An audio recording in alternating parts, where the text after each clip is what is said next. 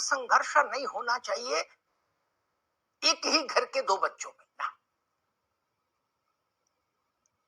यह भी जिम्मेदारी है सरकार की, ऐसी परिस्थितियां निर्मित नहीं हो। बीएड वाले भी और बीटीसी वाले भी दो आंखें हैं, एक को कम एक को ज्यादा कैसे कह दें? उनके बीच में संघर्ष ठीक नहीं।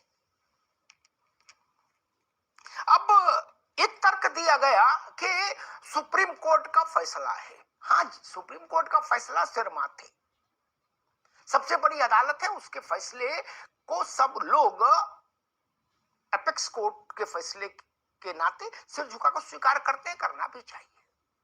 लेकिन यह भी सच है कि जनता के द्वारा चुनी हुई सरकार और विधायिका कोर्ट के तमाम फैसलों में अब बाद संसद में ले जाके या विधानसभाओं में ले जाकर कानून में परिवर्तन करके नई स्थितियां संरचित करती है। ये भी है।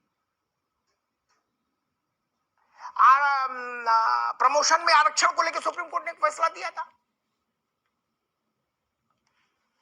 संसद ने उसको वहां ले जाके उससे दूसरा अभिमत प्रकट किया और कानून बदल दिया। दिल्ली सरकार की सेवा पर नियमावली पर सुप्रीम कोर्ट ने फैसला दिया था। केंद्र सरकार अध्यादेश लाई और उसके बाद कानून ले आई, पार्लियामेंट में विधेयक ले आई, कानून बन गया। ये विषय इस दृष्टि से भी सोचा जाना चाहिए। मेहमानों साहब का परिचय करा दें। अवधेश उपाध्याय जी हैं, भारतीय जनता पार्टी के प्रवक्ता। अवधेश जी का बहुत बहुत स्वागत है। विशु यादव जी हैं, प्रदेश उपाध्यक्ष हैं डीएलएड मोर्चा के, उनका बहुत बहुत स्वागत है। त्रिभुवन सिंह है, उपाध्यक्ष शिक्षा मित्र संयुक्त मोर्चा, त्रिभुवन सिंह का बहुत स्वागत है। और सत्यम पाठक है, बीएड अभ्यर्थी, सत्यम पाठक का बहुत बहुत स्वागत, सबका बहुत स्वागत। मैं राजनीतिक टिप्पणी के लिए अवधेश जी के पास चलूं, उससे पहले मैं ये जो नौजवान हमारे साथ है इनके पास चलता हूं, क्योंकि जमीन की बात ये बताएंगे। सत्य पाठक, सबसे पहले आपके पास आता हूं। 3 बातें बताइए जिनके आधार पर आपका तर्क ग्राह्य हो, स्वीकार हो। ऐसे 3 तर्क मुझे दीजिए, 1 2 3 सर बीएड को लेकर। सर, सबसे पहले तो आपका बहुत बहुत धन्यवाद कि आपने मौका दिया और बीएड वर्सेस बीटीसी की आवाज उठाई।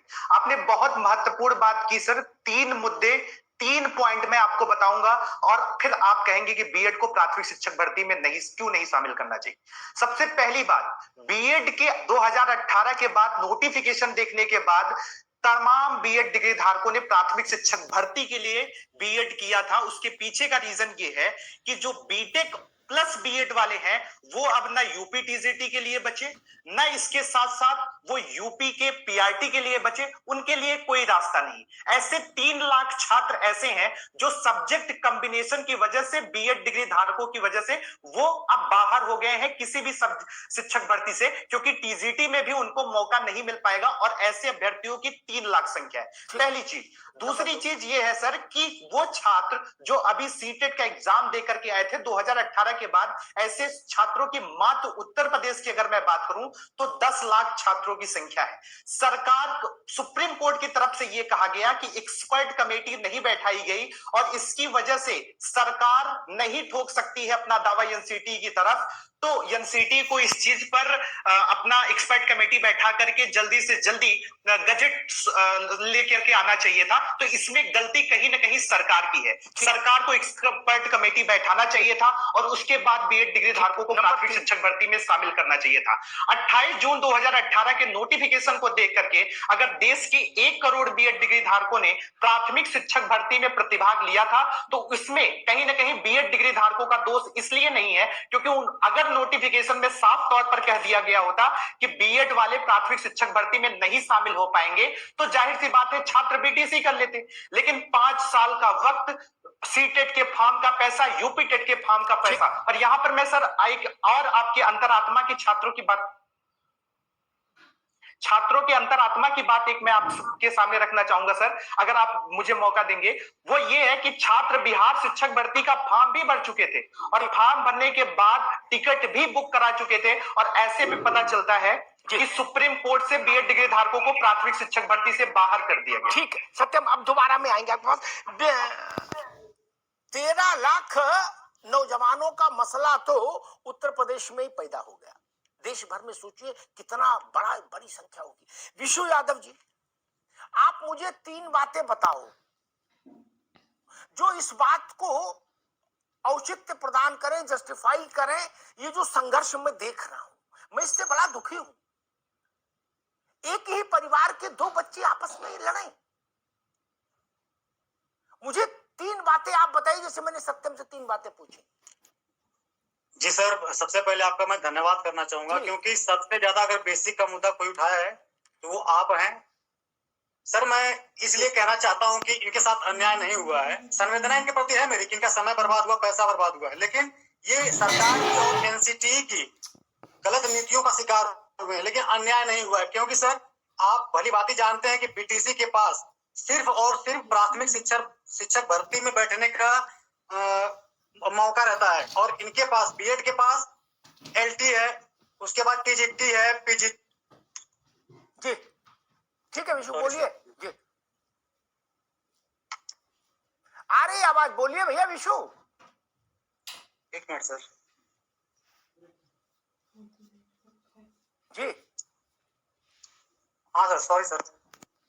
बीएड के पास एलटी में बैठने का मौका है, उसके बाद टीजीटी, पीजीटी, बीईओ, उसके बाद इनके पास बीएससी बनने का मौका है। बहुत ऑप्शन इनके पास है सर। बीटीसी करने का उद्देश्य सिर्फ और सिर्फ प्राथमिक शिक्षक भर्ती होता है, जबकि बीएड करने का उद्देश्य प्राथमिक शिक्षक भर्ती ना पहले था ना अब है। सुप्रीम कोर्ट ने साफ अपने फैसले में कहा है कि ये इनका जो आदेश रद्द किया है, साफ तौर पे कहा है कि ये इनको एक्स्ट्रा अवसर दिया गया था, उससे ही रद्द किया है, ना कि इनके किसी अधिकार को रद्द किया है। बीएड करने का अधिकार ना पहले कभी था कि प्राथमिक शिक्षक भर्ती में बैठना, ये इनका एक्स्ट्रा अधिकार था, जिसे सरकार सुप्रीम कोर्ट ने खारिज कर दिया है। ठीक, आप कह रहे हो एक्स्ट्रा अधिकार था, इसे खारिज कर दिया है। मैं प्रश्न ये लेके नहीं आया कि सुप्रीम कोर्ट ने क्या किया। मैं तो कह रहा हूं सरकार और ये जो नेशनल एनसीटी है, इसकी गलती का खामियाजा विशु यादव भुगते तो भी मुझे यहां तकलीफ, और सत्यम पाठक भुगते तो भी मुझे तकलीफ। भाई मैं ये कह रहा हूं, मैं इस लट्ठम के साथ नहीं खड़ा हो सकता मित्र ना। बोले वाह गुरु मजा आ रहा है, लाठी चलने दो ना। और नौकरी ही कहां है, भर्ती कहां आ रही है, क्या बीटीसी और क्या बीएड? ये एक भी बड़ा प्रश्न है। मैं त्रिभुवन जी के पास चलूंगा, फिर अवधेश भाई के पास आऊंगा। आज बड़ा मतलब बहुत खिन्न है मेरा मन, और पीड़ा से भरा हुआ है। त्रिभुवन जी।